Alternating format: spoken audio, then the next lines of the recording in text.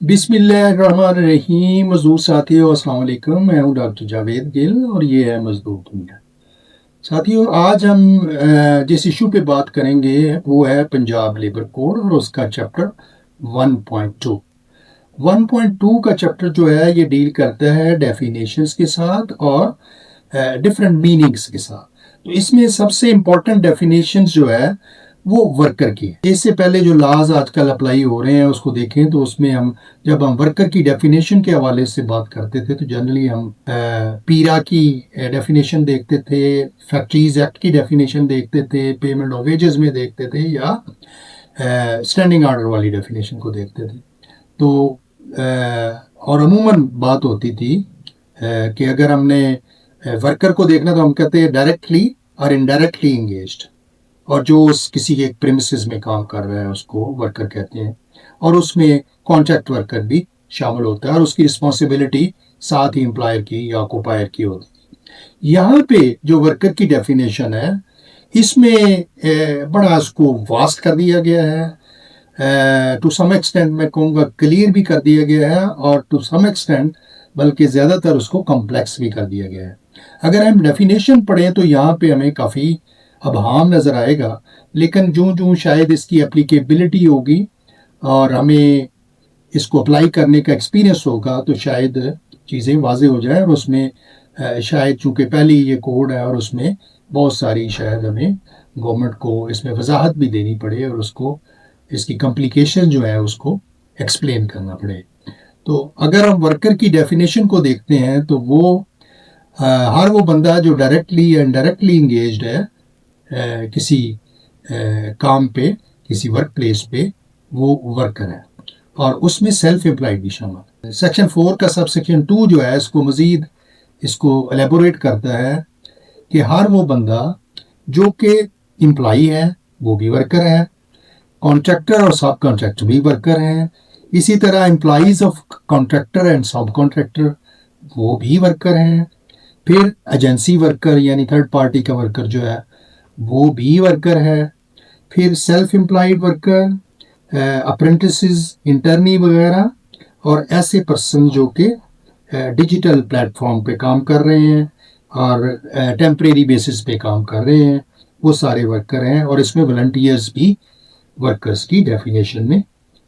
शामिल है। फिर अगर सेक्शन 4 का सब सेक्शन 3 हम देखें तो उसमें थोड़ा सा इसको वो जो स्किल के हवाले से, फिर मैनेजेरियल कैपेसिटी के हवाले से भी जो यूजुअली हम उसको उस तरह डिफाइन नहीं था या बाइफरकेट नहीं हो रहा था, उसको आप उसको वर्कर की डेफिनेशन में उसको भी इंक्लूड कर दिया गया है। मसलन सेक्शन 3 का A B C D E F G, skilled, unskilled, intellectual, clerical, professional, managerial, administrative and any other kind of work, ये भी जो है वर्कर्स के हवाले से नेचर ऑफ वर्क में या पर्सन की वर्कर की डेफिनेशन में शामिल होने के हवाले से ये इंक्लूडेड है। इसके अलावा ऑनलाइन वर्क है किसी भी किस्म का, वो इसमें शामिल है, फॉर्मल और इनफॉर्मल वर्क शामिल है, और ऐसा वर्क जो कि कंस्ट्रक्शन के हवाले से है, domestic work, home based work, और इसी तरह एग्रीकल्चर। तो ये सारे जो हैं ये वर्कर की डेफिनेशन में आते हैं। इसी तरह लेबर लॉज में यूजुअली ये सिटीजनशिप की बात नहीं होती थी, तो इसमें कोड में ये अच्छी बात है कि यानी वो वर्कर वेदर वो माइग्रेंट है किसी और मुल्क का है तो वर्कर इज़ अ वर्कर, यानी वो उसको कभी भी ये नहीं होगा कि उसको फ़र्ज़ करें कि उसका कोई नेशनैलिटी यानी अमूमन फिर वो नैरो डेफिनेशन थी या उसमें इंक्लूड नहीं था, एक्सक्लूडेड नहीं था कि जो बाहर वाला बंदा है या किसी बाहर के मुल्क का शहरी है वो हमारी अगर फैक्ट्री में काम कर रहा है तो वो कतन ये नहीं था कि वो वर्कर नहीं है। लेकिन वो थोड़ा सा अबहाम मौजूद था कि डिपेंड्स के लोग जो उसको देखते हैं शनाख्ती कार्ड के हवाले से, तो उसमें थोड़ी सी बात उसमें आती थी। तो उसको यहाँ पे ये है कि वो अब इरिस्पेक्टिव ऑफ सिटीजनशिप के वो अफ़गानी है, पाकिस्तानी है या किसी और मुल्क का है, तो वो किसी एक प्रिमिसेस में काम कर रहा है वो irrespective ऑफ दैट नेशनलिटी वो वर्कर्स हैं। तो ये अंडरस्टूड बात है, लेकिन थोड़ा सा इसमें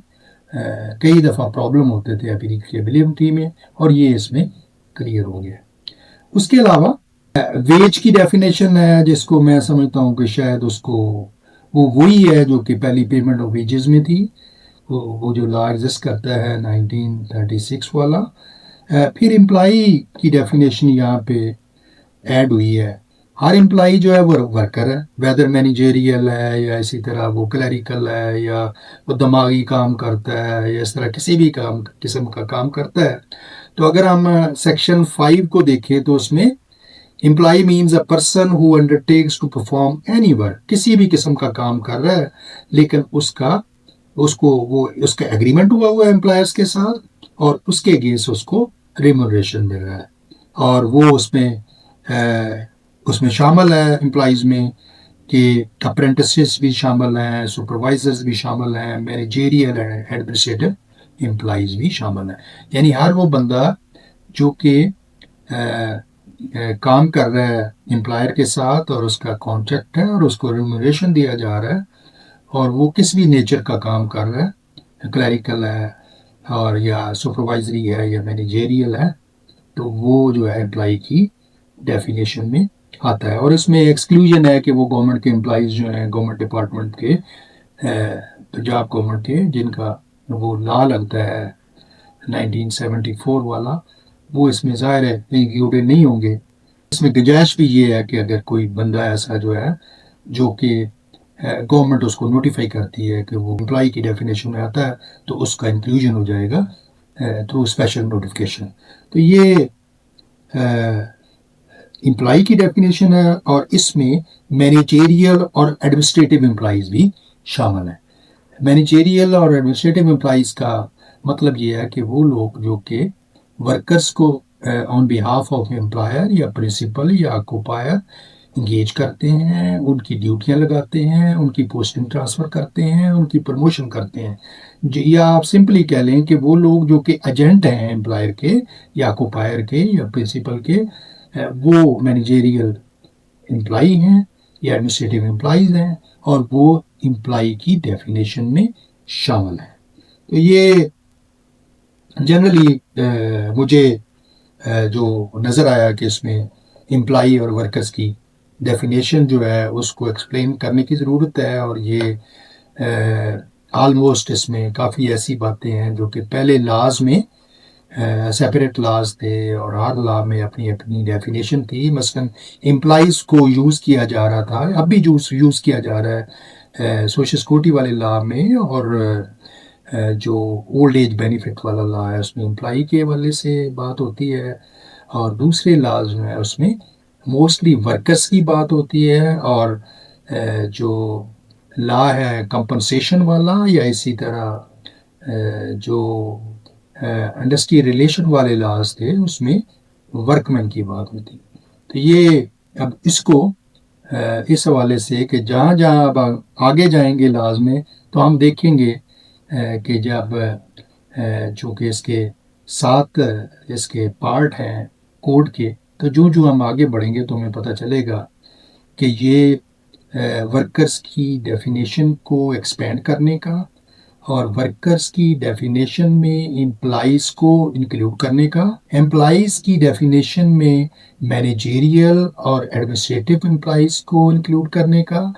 उसका जो है इम्पैक्ट का हमें पता चलेगा और उसकी इम्प्लीकेशंस का भी पता चलेगा। और वो जब हम आगे चैप्टर्स में जाएंगे, लेकिन असल पता उस वक्त चलेगा जब हम इसको ये ग्राउंड पे अप्लाई होगा, क्योंकि अभी तो नोटिफिकेशन इसमें गवर्नमेंट ने नहीं किया कोर्ट को प्रैक्टिकली जो ग्राउंड अप्लाई हो गए। अभी तो पिछले लास्ट सारे अप्लाई हो रहे हैं और उनकी बेसिस पे आगे सारा चल रहा है। तो जब ये एप्लीकेशंस होंगी, इन्फोर्समेंट होगी, तो फिर चीज़ें वाज़ेह होंगी। तो थैंक यू वेरी मच।